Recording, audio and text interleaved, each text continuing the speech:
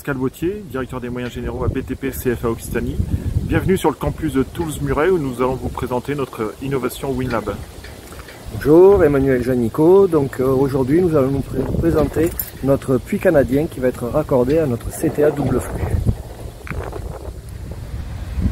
Alors l'idée du puits canadien se prête tout à fait au campus de Toulouse-Muret. C'est un site qui est déjà construit depuis plus de 30 ans maintenant. Et il s'agit de creuser une tranchée d'environ 150 mètres. Donc c'est plus facile de creuser dans un espace en herbe plutôt qu'en parking qui est parking bitumé. Donc vous avez ici toute une zone qui pourrait tout à fait servir à ce genre de tranchée. Il s'agit d'une tranchée 2 mètres de profondeur à peu près avec de diamètre 200 sur environ 150 mètres. Donc on pourrait les faire dans cette zone ici et faire pénétrer ce puits canadien dans un vide sanitaire qui se trouve en dessous de ce bâtiment ici. Nous voici à présent dans le vide sanitaire, à l'endroit dans lequel nous pourrions faire arriver les tuyaux de nos puits canadiens.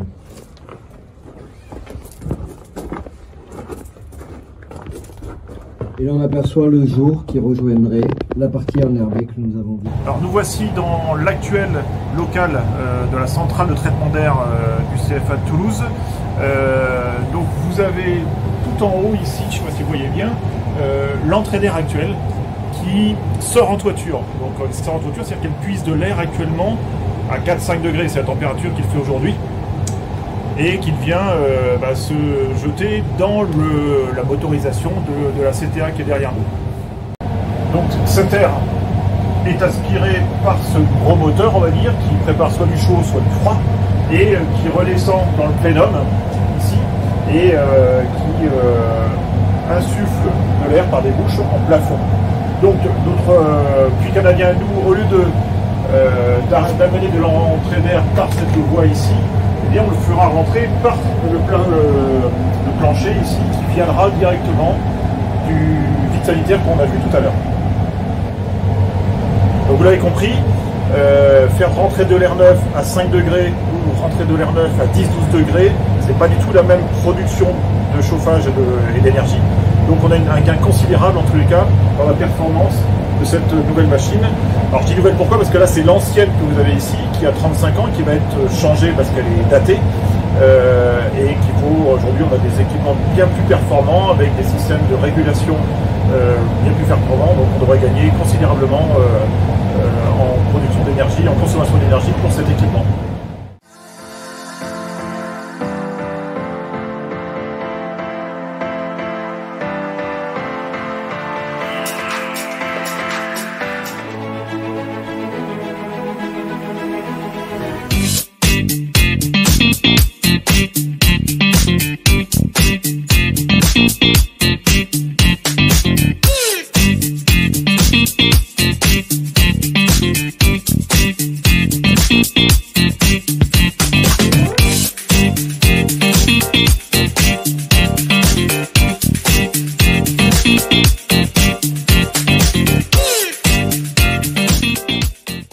Alors, on vient de voir l'équipe. Maintenant, moi, je vais vous parler un petit peu plus de ce qu'on fait. Alors, au service communication, l'objectif, c'est de valoriser, de présenter et les métiers des bâtiments et des travaux publics et nos établissements.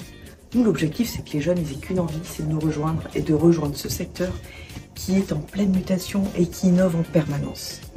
Nous, ce qu'on aime, c'est tester, innover, être toujours à l'affût des nouvelles tendances. D'ailleurs, regardez, l'an dernier, on avait remporté le premier prix sur l'attractivité des métiers où il l'a trop fait. Alors cette année, quand on s'est lancé, on s'est dit il faut qu'on soit présente. Alors on a réfléchi. Bon, vidéo avec un influenceur, on a déjà fait. Réalité virtuelle, visite virtuelle, déjà fait. Donc on s'est dit, il y a peut-être un média qu'on n'a pas encore testé et qui peut valoir le coup. C'est le podcast. Allez, suivez-moi. Mais vous nous direz, pourquoi les podcasts? Savez-vous que 50% des auditeurs moins de 35 ans, 88% font confiance aux podcasts plus qu'aux médias traditionnels et aux réseaux sociaux, et 81% des auditeurs estiment que les podcasts ont une influence sur leurs choix et opinions sur les différents sujets abordés dans les podcasts. Le podcast, c'est le média qui est facilement streamable et téléchargeable pour tout le monde et sur tous les supports, comme le téléphone par exemple. On peut l'écouter où on veut, on peut écouter ce qu'on veut et on peut écouter quand on veut. Et ça, c'est super intéressant pour nos auditeurs. Aussi, il faut savoir que c'est un média qui est en plein essor. En effet, l'année dernière, il y avait 17,6 millions de Français qui écoutaient au moins un podcast par mois. Ça fait 2,6 millions de plus que l'année précédente. Et en plus de ça, on a déjà le matériel puisqu'il a été utilisé dans le cadre d'une web radio. On a aussi un vivier du coup de différents parcours super inspirants sur notre plateforme des anciens qui s'appelle Data Alumni. Mais qu'est-ce que notre projet? Notre projet est un podcast natif, résolument positif, tourné vers l'avenir, ancré sur notre territoire et dédié à la construction. Petite parenthèse, notre podcast natif est en fait un audio original diffusé directement sur Internet. Il y a 12 épisodes, dont un par mois, un par département. Ça tombe bien, on a 12 départements dans notre magnifique région. Chaque épisode va durer 30 minutes sous format interview et nous allons aborder 5 thématiques données par le projet WinLab, soit un tiers-lieu d'innovation, un chantier futur, un nouveau métier, une spécificité territoriale donnée et des formations hybrides hors les murs. Merci Chloé, c'était très clair. Alors maintenant les filles, il n'y a plus qu'à. Et rendez-vous le 22 janvier.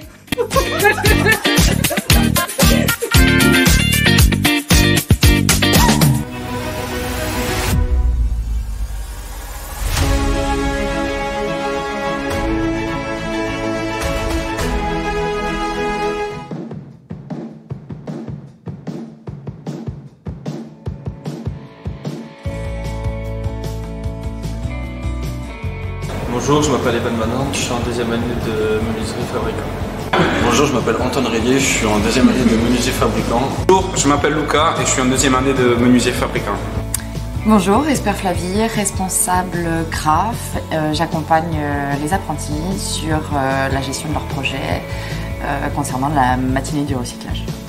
La problématique qu'on va aborder aujourd'hui est le recyclage, le tri au sein du CFA BTP 47. Car comme vous pouvez le voir, il y a des distributeurs vides et aucune poubelle prévue à cet effet. Il y a clairement eu un manque d'investissement et un manque de rigueur de la part des jeunes, un manque d'information aussi, tout mélangé dans les poubelles.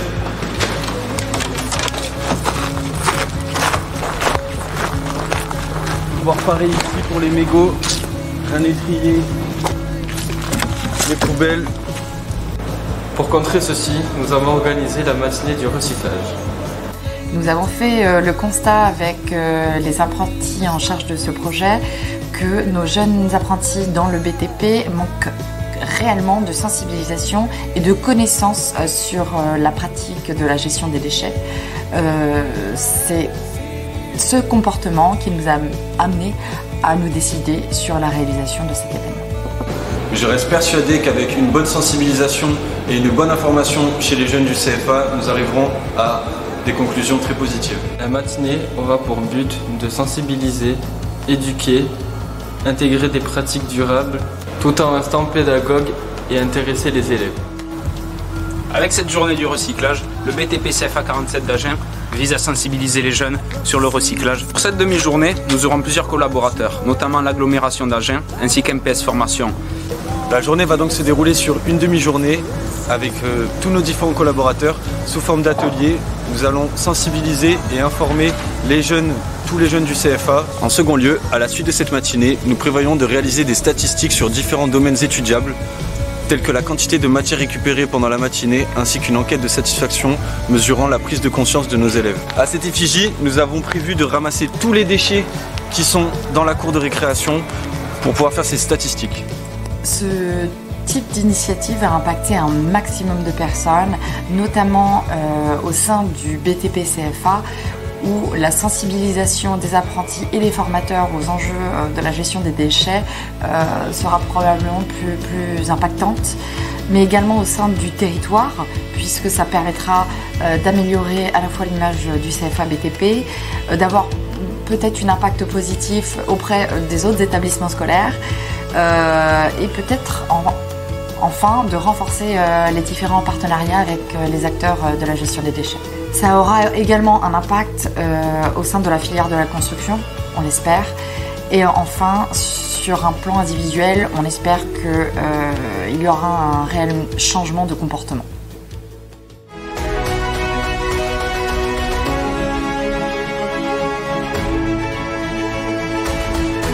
Aujourd'hui, à l'Imérir, on vous présente notre nouveau projet audacieux.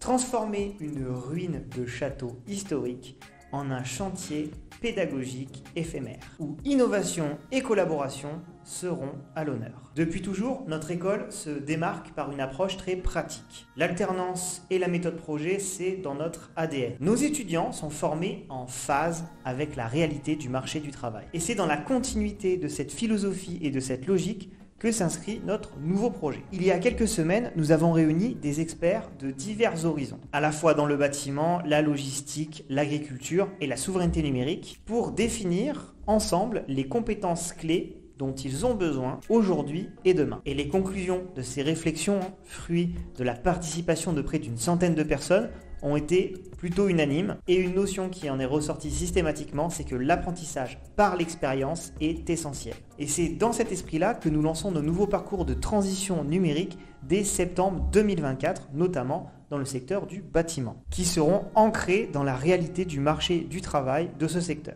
Notre aventure commence donc ici, dans ce château, un futur laboratoire pour nos étudiants. Notre défi, ça va être de rénover ce château en y intégrant des solutions numériques innovantes. Nos étudiants, ils vont pouvoir tester, expérimenter et appliquer leurs connaissances en conditions réelles, grâce à un partenariat fort avec des acteurs du territoire, comme la Chambre du commerce et de l'industrie, la région, le département, et des acteurs du secteur du bâtiment, comme nous l'espérons 3CA, nous allons redonner vie à ce patrimoine et lui redonner vie avec panache. Nos étudiants devront relever le défi, intégrer des solutions technologiques de pointe dans cette rénovation. Travailler avec de la réalité mixte, avec de l'intelligence artificielle, incorporer de la production d'énergie verte, de l'ingénierie bioclimatique, dans le but de faire du château un exemple vivant de notre parcours transition numérique du bâtiment. Et ces projets se feront également en partenariat avec d'autres corps de métier, d'autres professionnels, d'autres personnes en formation dans d'autres secteurs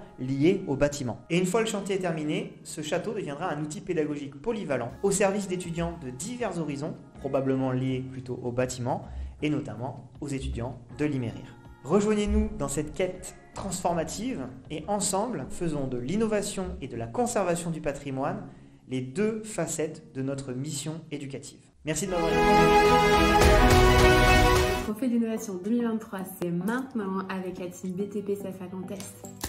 Action! J'ai vos ceintures et je vous embarque avec moi dans l'aventure végétale.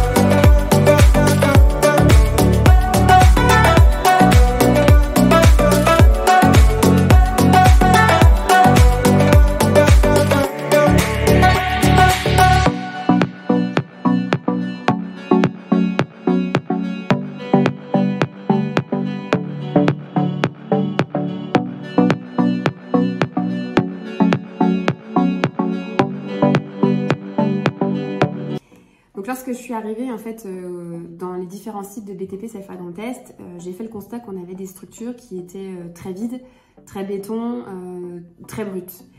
Mais ça manquait en fait de valorisation du travail des apprentis, des collaborateurs, pas une plante verte. Donc très vite en fait j'ai eu cette idée de me dire il y a peut-être quelque chose à faire en tout cas sur l'aspect innovation, pédagogie, communication, partage, etc. Aussi bien envers nos collaborateurs que les apprentis, que les personnes de l'extérieur qui peuvent venir dans nos sites. Et donc très rapidement m'est venue cette sensibilité de me dire voilà, pourquoi pas utiliser des nouvelles tendances, des nouvelles technologies pour pouvoir aller chercher en fait de la végétalisation. Donc je me suis lancée dans l'idée de rechercher effectivement des solutions pour pouvoir aménager ces halls de nos bâtiments. La première solution était effectivement de mettre à profit le savoir-faire de nos apprentis et de nos formateurs pour construire ensemble une solution d'habillement, de mise en valeur de nos halls, de nos bâtiments.